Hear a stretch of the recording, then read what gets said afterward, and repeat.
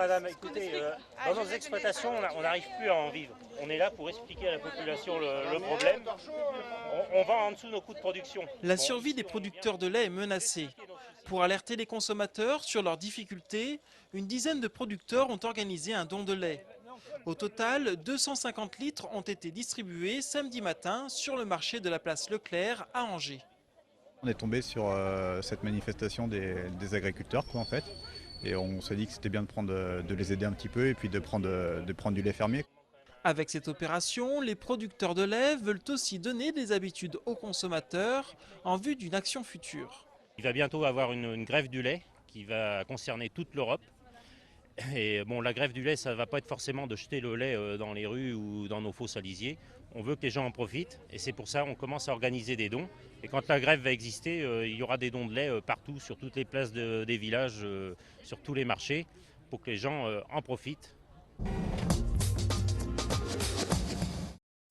Pour mieux comprendre la situation, nous avons rencontré l'un de ses producteurs.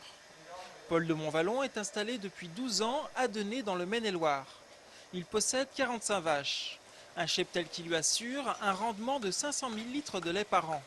Ce quota lui permettait jusqu'à présent de s'en sortir, mais depuis quelques mois, les pertes s'accumulent. Aujourd'hui, nous, on vend notre lait en moyenne depuis 5 mois 245 € la tonne et il nous coûte à produire 330 € la tonne, donc ce qui fait une perte sèche de 80 € par jour. Pour défendre ses droits, Paul a rejoint l'association des producteurs de lait indépendants.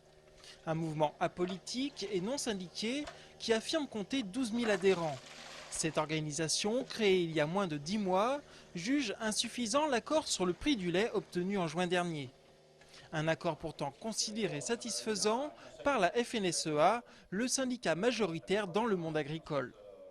Nous sommes aussi conscients des difficultés des agriculteurs et c'est pour cela qu'on a obtenu une première enveloppe de 30 millions et aujourd'hui on travaille pour obtenir une autre aide des pouvoirs publics et une prise en considération des banques pour pouvoir passer ce cap difficile. Avec 15 000 € de pertes enregistrées en 5 mois, Paul, comme de nombreux autres producteurs, est aujourd'hui déterminé à se faire entendre. Moi, je suis prêt à faire la grève du lait pendant 10, 15 jours, 20 jours s'il le faut. Je jetterai le lait à la fosse. Et il y a un paquet de producteurs en Europe qui vont faire ça. Et comme ça, on va faire céder les industriels. La suite du mouvement s'annonce musclée. Prochainement, les producteurs de lait de 14 pays européens menacent de faire grève ensemble à une date tenue secrète. Face à cette situation de crise, le député européen, membre de la commission agricole, Christophe Béchu, a souhaité venir à la rencontre des agriculteurs. Il devait se rendre en fin d'après-midi dans une exploitation à Torigné d'Anjou. Réveil matinal la semaine dernière chez la famille Mellet. C'est encore les vacances et pourtant Régine et ses 2 enfants sont debout depuis 7 h ce matin. Théo, 10 ans, a repris plus tôt le chemin de l'école. Il a participé la semaine dernière à un stage de remise à niveau. Théo avait un peu de difficulté en français, donc surtout avec la conjugaison, c'est vrai que le français est un peu dur, donc ça va l'aider, je pense, à redémarrer. Proposé par l'Éducation nationale, ce stage est gratuit. Il s'adresse en priorité aux enfants en légère difficulté. On cherche les objets qui ont disparu. L'idée, c'est de redémarrer l'année scolaire en douceur. Réunis à l'école Grégoire Bordillon à Angers, les enfants révisent sous forme de jeux pédagogiques. Les enfants oublient qu'ils sont en train de travailler et comme c'est ludique, c'est tout de suite plus motivant. Tu vas à l'école à pied. Avec un S, tu vas. Très bien, oui, et pas de S. Non. Grâce à ce stage, Théo s'est même réconcilié avec la grammaire. On fait plus de jeux que de travailler à peu près, en plus. C'est bien. Et puis tout le monde aime et c'est super. L'Éducation nationale a mis en place ce dispositif il y a 2 ans. Comme Théo, 400 élèves ont participé à ce stage cette année dans le Maine-et-Loire.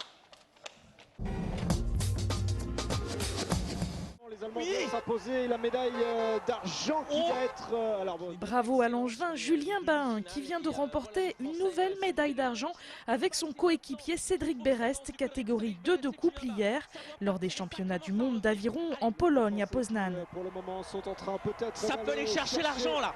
L'argent est jouable, voire peut-être l'or, mais l'argent c'est jouable pour les Français. Oh là là, quel retour de l'équipe de France sur les Estoniens. La course fut éprouvante physiquement, les chronos étaient très serrés, tout s'est joué à moins d'une seconde. Les Français sont passés très près de la médaille d'or qui a été remportée par les Allemands.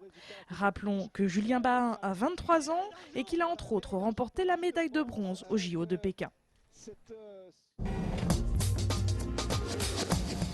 Les footballeurs d'Angesco ont signé leur deuxième victoire de la saison en championnat.